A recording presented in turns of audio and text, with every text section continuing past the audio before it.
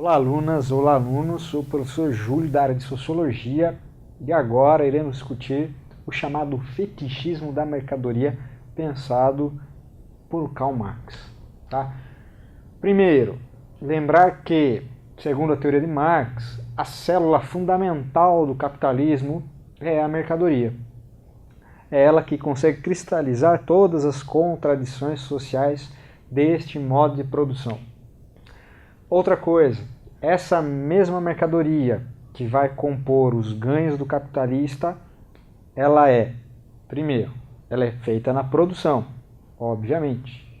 No entanto, é importante lembrar que, na esfera da produção, é extraído um excedente produzido, esse excedente vai compor o que Marx chamou de mais-valia, né?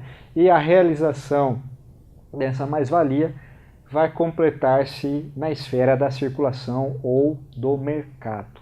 Tá? Sem essas duas esferas conectadas, o movimento de exploração e dominação do capital é cessado. Né? Então a mercadoria, como célula fundamental, vai ter que passar por esses dois processos. Bom, outra coisa. O que nós entendemos por fetiche? Fetiche é o objeto ao qual se atribui, ou a relação na qual se atribui ao objeto um poder sobrenatural, mágico e se presta culto. Objeto esse, encontrado na natureza ou produzido pelo próprio homem.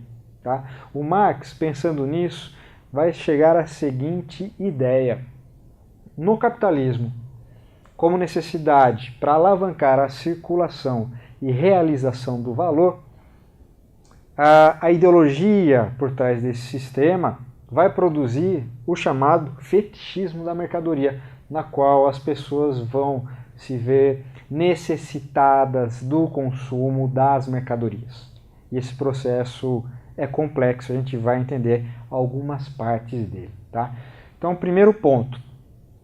No fetichismo da mercadoria, a produção ganha status autônomo em relação à vontade humana. Nós passamos a produzir não mais objetivando principalmente as vontades alheias, mas agora a produção humana vai se focar mais numa vontade que está além do humano, que está, na verdade, na satisfação da própria realização do valor e dos interesses do capital. Então, o primeiro ponto. Né? Sendo assim, traduzindo, nós acabamos produzindo muito mais do que a própria vontade humana de fato necessita. Segundo ponto, o caráter social do trabalho é ocultado.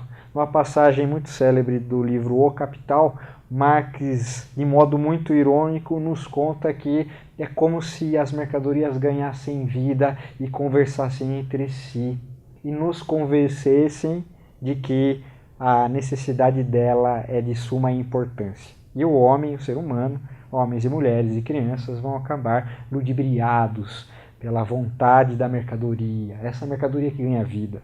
Né? E, finalmente, essa mercadoria que ganha vida e as relações sociais por trás da produção dela são ocultadas, né? Essa mesma mercadoria passa a ser objeto de adoração. Né? Então, adoramos nossos automóveis, nossos iPhones, nossos objetos tecnológicos e desconsideramos o caráter social que os fez. Então, por exemplo, pouco nos ligamos no caráter do trabalho daqueles que foram extrair minérios lá na África e em que condições foram extraídos, se trabalho escravo ou não. E eles estão nos nossos celulares e computadores. Né? Esse é um fetichismo da mercadoria. No nível aparente e imediato, a relação não é entre sujeitos produtores, mas, finalmente, entre coisas. É como se as mercadorias ganhassem vida e elas, por si próprias, estabelecessem as trocas. Né? O caráter social ele é ocultado, ganha importância a relação entre coisas. Né? Que no nível mais essencial, a gente sabe que não é assim, e Marx contribuiu muito para desvendar esse problema. E, finalmente, o que vai ocorrer é uma inversão. Né? O sujeito produtor que pensa, que trabalha, que deposita nervos, músculos e pensamento na criação de um objeto, passa a ter uma posição subordinada. Né? O objeto que é criado se torna sujeito da relação e o sujeito se torna um objeto manipulável pelo objeto. Marx dá o nome disso de coisificação ou reificação, né? As relações sociais passam a ser coisificadas. Por hoje é só. Até a próxima.